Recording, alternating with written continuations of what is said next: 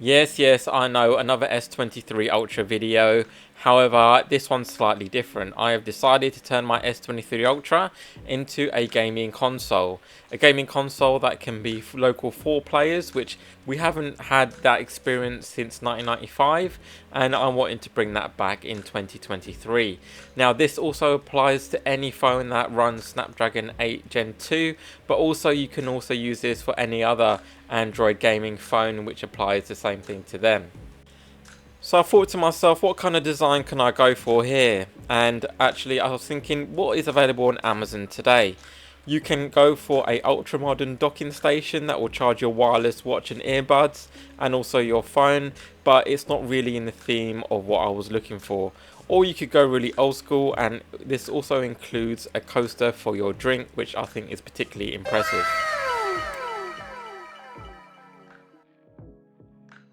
So before we carry on with the rest of the video, just a few words from our sponsor.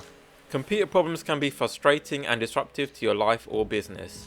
That's why you need PC Surgeon. The PC Surgeon is a team of skilled technicians with many years of experience and knowledge with all kinds of devices and software. They go above and beyond to help their customers and can help always find a solution to the most bizarre of problems. They support, fix and repair most Windows, Apple, Linux and Android devices and offer their services to both home and business users. Whether you need help with software installation, data recovery, virus removal or any other computer issue, they can help. They might be based in North London, UK, but with the power of the internet they can help anyone over the phone or WhatsApp, remote and online. The PC Surgeon pride themselves on providing cutting-edge services, great customer satisfaction and value. So the next time you're experiencing a computer problem, call the PC Surgeon and they'll have you up and running in no time. So I decided to make my own upright standing docking station with the fans mounted onto the back of the caddy, and actually this didn't really work out as I planned because it doesn't really fit that well underneath a TV, and I wanted to do something a bit different and unique in this instance.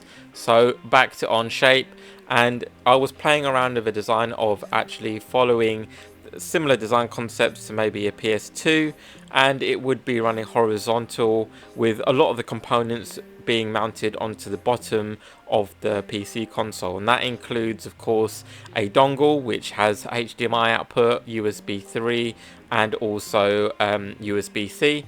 Additionally, I wanted to have a little hinge on the top so that the phone can be encased inside and the fan coolers can be mounted on top. That way the fan coolers will be directly cooling the phone from the top. The Snapdragon 8 Gen 2 does run particularly hot in some instances, it's not as bad as Gen 1. So I thought actually having the fans on top would be pretty good for the S23 Ultra, and the heat pipes from the S23 Ultra are just behind the screen. It's actually right in the middle of the phone, so having the fans directly above the screen isn't a bad idea. So if I get 1,000 likes, I will make these designs freely available on thingiverse.com, and I will include both the design that will support a hard drive cooler, but also the standard 120mm chassis fan that you normally get with a PC. So if I can get 1,000 likes, the design will be made available for free for you to download. So now the design is complete, I went onto the 3D printer and it took about 12 hours to print the base, so quite a long period of time, and I actually had it running overnight, and luckily enough nothing went wrong and it printed perfectly. So please like and subscribe if you like this content, and it really helps me out. Once it was printed, I had the lid printed. It took about 4 hours. It was a simple case of screwing in the hard drive cooler onto the lid, and of course the screw holes were perfectly aligned to where we needed to mount the actual hard drive fans. So once that was done, it was a simple case of checking the lid and making sure it would close properly, and thankfully there was no issues there. I tried it with my phone inside just to make sure the dimensions worked out okay, and there were no interference or anything like that, so it seemed to work really well. The next thing I needed to figure out is how I was going to sort out the wiring, and the wires that were coming out of the cooler would be wired onto a power cable that would also connect onto the USB hub that will be mounted on the front, as you can see there. Okay, so here you can see I've got the USB-C connecting to the phone on the other side of the console. Here is the adapter that I've got the USB-C and HDMI connector, and also the USB Type A. The Type A is of course connected to the USB hub that has 4 ports on the front there. And then to power the USB hub, I have this connector here, which also powers on the 2 fans on the front through the same connection. So all of this then gets connected to a USB A, and that can then be plugged into anything else like a console, TV or plug, and then that would power on the USB hub and also the fans. You can of course use a better hub than the one that I've got. You can use a 3.0 hub, but because I'm just planning to use this for controllers, I've decided to use a very cheap hub for this build. So it's now fully assembled and finished, and in my opinion I think it looks absolutely amazing. Yes, the USB hub probably could be better, and you can install a USB 3.0 hub in there if you so wish, but it's entirely up to you. For me it was fine because I was just going to connect controllers into there because I wanted it hardwired if I chose to do so. In this instance I chose to use Bluetooth, but overall I think it looks absolutely amazing and I'm really happy with the end result. So yes, is this going to look better than a PS5? Maybe not, but you know what, it doesn't look too bad in my opinion. I'm really happy with the Samsung logo because that was really hard to try and get right in the actual Onshape CAD software. So let's have a look and see what it looks like with the gaming performance. But before we get there, just a little shout out. If you like this content, please like and subscribe. I've only got 517 subscribers as of recording this video. And if you want to help me out with affording to buy bread and milk in the UK, which has gone up by 250%, then please help me out.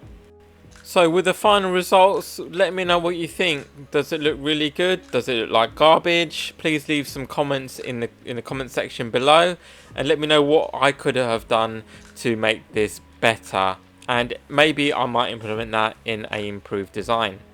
So, testing out one of my favourite games, I used the Dolphin emulator running GameCube games, and of course I am running Super Smash Bros. So in this instance I actually connected 4 controllers via Bluetooth, and I had a little bit of issues here, but mainly because the Stadia controllers didn't sync that well. However, the PS4 controllers seem to sync much better than Stadia. With 4 controllers connected via Bluetooth, there was no issues with getting all of them running at the same time, and unfortunately for me, the only trouble that I had was that I have no friends. So having no friends made it very difficult to try and have 4 controllers running at the same time, and in the background this is what I actually was doing with all 4 controllers. Now you'd be wondering, what am I doing on my laptop there? The laptop is actually just doing screen capture from my phone and is not actually running the game. Overall, the game ran really well, no problems whatsoever, running over 60 FPS. And this just goes to show the Snapdragon 8 Gen 2 is an absolute beast in terms of emulation for GameCube. And even if you see my other video, which I'll add into the description below, you can check that video out. It runs PS2 emulation just as well, and I've tested it out at 1080p, 2K and 4K. In this instance I was running Super Smash Bros at 2K and it was running really well, but of course this game also runs really well at 4K resolutions. So what you really want to know at this point is that hard drive cooler actually cooling the phone? So I thought I'd test that out. The phone bare bones with no caddy or cooler whatsoever was running at around about 36 degrees, which was a little comfortable for me. Then I left the phone inside the actual console caddy and it was running at 29 degrees, but of course that was the lid slightly ajar. Then next I wanted to see what would happen, what the difference is with the lid fully closed, and with that I managed to get 26 degrees with the phone. So definitely making a marked improvement in terms of the cooling ability of the console case. If you like this content, please like and subscribe, and I'll see you in the next one.